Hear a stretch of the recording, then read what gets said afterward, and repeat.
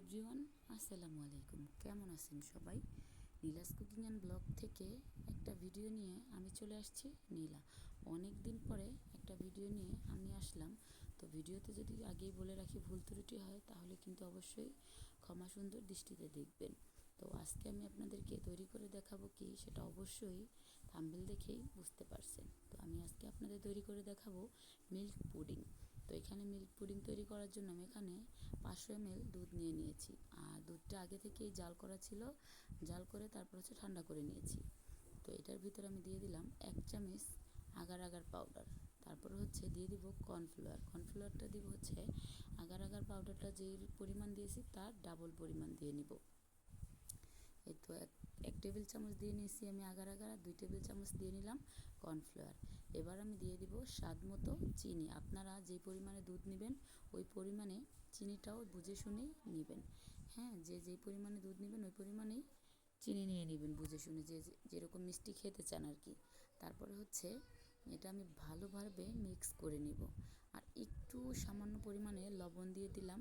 আপনারা চাইলে দিতেও পারেন, নাও দিতে পারেন। তো আমার কাছে মনে হয় যে মিষ্টি জিনিসে সামান্য একটু লবণ দিলে তাহলে অনেক টেস্টি হয়, আর স্বাদটাও অনেক বেড়ে যায়। তারপর হচ্ছে মিষ্টিটাও অনেক গুণ বেড়ে যায়। আর এই যেই কাজটা আমি ঠান্ডা অবস্থায় করতেছি, এটা কিন্তু মানে চুলা জ্বালিয়ে এই কাজটা করতে যাবেন না, সব কিছু মিক্স করার কাজটা। তাহলে কিন্তু আগার আগার পাউডার একটা দলা পাকিয়ে যাবে, যাতে সবগুলা মিক্স করতে অনেক অসুবিধা হবে। দেখেন কতটা স্মুথভাবে আমি বেটারটা একসাথে করে নিলাম। এবার আমি চুলায় চলে যাব। চুলায় চলে যেয়ে একটা পাত্রতে আমি যেই দুধ আর এই আগার আগার মিশ্রণটা আছে এগুলা সব একটা পাত্রতে দিয়ে দিব। আর পাত্রতে দিয়ে চুলাটা জ্বালিয়ে দিব। আর চুলাটা অবশ্যই হাই হিটে দেওয়া যাবে না, মিডিয়াম লোতে রেখে তারপর হচ্ছে রান্নাটা করে নিতে হবে। আর অবশ্যই কিন্তু এই চুলার জালটাও থাকা অবস্থায় মানে নাড়াচাড়া বন্ধ করা যাবে না, অনবরত নাড়তে হবে, না হলে কিন্তু লেগে যাবে আর দলা পাকিয়ে যাবে। হ্যাঁ, দেখতেই পাচ্ছেন আমি অনবরত নাড়াচাড়া করতেছি। আর এই পুডিংটা বানানো কিন্তু অনেকটাই ইজি, আপনারা বাসায় ট্রাই করবেন। একেবারে সহজ কিন্তু অনেক হেল্পফুল একটা নাস্তা এটা। হ্যাঁ, ডেজার্ট রেসিপি। এই তো দেখুন কতটা ঘন হয়ে আসছে, আর আপনারা এই বেটারটা দেখেই বুঝতে পারছেন কতটা স্মুথ হয়েছে। এই তো দেখুন আমি একটু উঠিয়ে দেখিয়ে দিচ্ছি আপনাদেরকে। একেবারে ঘন হয়ে যাবে যখন, তখন আমি চুলা থেকে নামিয়ে নিব। নামিয়ে একটা ছড়ানো পাত্র নিয়ে নিব। আপনারা চাইলে কাচের, প্লাস্টিক যেটাই নেন না কেন নিয়ে নিতে পারেন। এই পাত্রটার ভিতরে আমি যে জাল করে রেখেছি যে ডেজার্টের আইটেমটা, এটা সবগুলো ঢেলে নিব।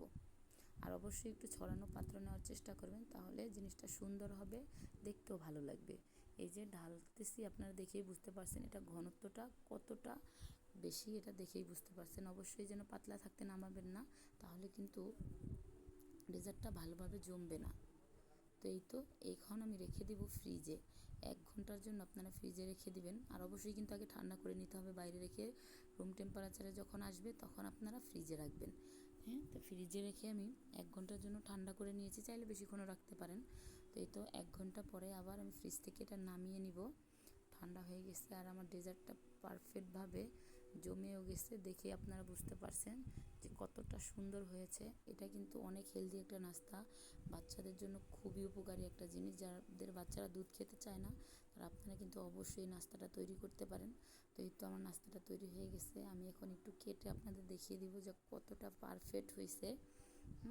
তো আমার ভিডিওটা যদি আপনারা আমার পেজ থেকে দেখেন তাহলে অবশ্যই কিন্তু আমার পেজটা ফলো করতে ভুলবেন না। আর আমার ইউটিউব চ্যানেল থেকে দেখলে আমার ইউটিউব চ্যানেলটা সাবস্ক্রাইব করে দিবেন। কে কোথা থেকে আমার ভিডিওটা দেখতেছেন সেটাও কিন্তু অবশ্যই কমেন্ট করে জানাবেন। আর আমার মতো করে এরকম নাস্তা আইটেমটা কে কে বাসায় ট্রাই করছেন সেটাও কিন্তু জানাবেন। সবাই ভালো থাকবেন। আল্লাহ হাফেজ।